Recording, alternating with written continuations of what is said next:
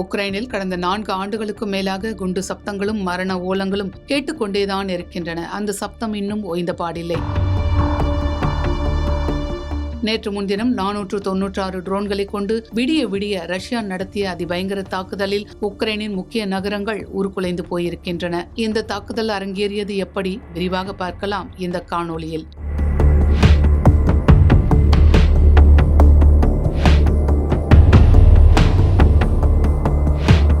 நேட்டோவில் Ukraine இணைய முயன்றதால் அந்நாட்டின் மீது ரஷ்யா போர் தொடுத்தது. 2022ஆம் ஆண்டு தொடங்கப்பட்ட இந்த போர் 4 ஆண்டுகளை கடந்தும் இன்னும் நீடித்து வருகிறது. நாளுக்கு நாள் அங்கு ஏவுகணை தாக்குதல் சப்தங்களும் மரண ஓலங்களும் காதுகளை தொலைத்துக் கொண்டேதான் இருக்கின்றன.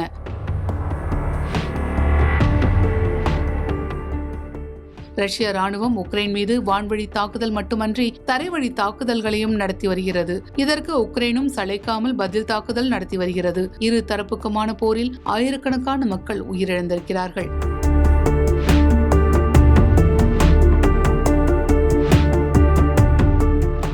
இரு தரப்பும் போரை நிறுத்தி முடிவுக்கு கொண்டு வர வேண்டும் என்று உலக தலைவர்கள் பலரும் வலியுறுத்தி வருகிறார்கள். இந்நிலையில்தான் அமெரிக்க அதிபர் டொனால்ட் ட்ரம்ப் ரஷ்யா உக்ரைன் போரை முடிவுக்கு கொண்டுவர சமரச பேச்சுவார்த்தையை நடத்தினார். ஒருபுறம் பேச்சுவார்த்தை நடைபெற்று வரும் நிலையில் மறுபுறம் உக்ரைன் ரஷ்யா மீண்டும் மாறி மாறி குண்டுமழை பொழிந்து வருகின்றன.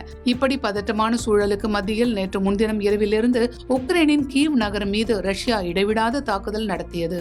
இந்த தாக்குதலுக்கு 496 ட்ரோன்கள் 74 ஏவுகணைகளை ரஷ்யா பயன்படுத்தியதாக கூறப்படுகிறது. அதிபயங்கர தாக்குதலில் பல குடியிருப்புகள் கடுமையாக சேதமடைந்தன. அதே சமயம் 20க்கும் அதிகமானோர் உயிரிழந்ததாகவும் 100க்கும் அதிகமானோர் காயமடைந்ததாகவும் உக்ரைன் கூறியிருக்கிறது. இந்த ஆண்டில் உக்ரைன் மீது ரஷ்யா நடத்திய மிகப்பெரிய தாக்குதல் இது என்பது குறிப்பிடத்தக்கது.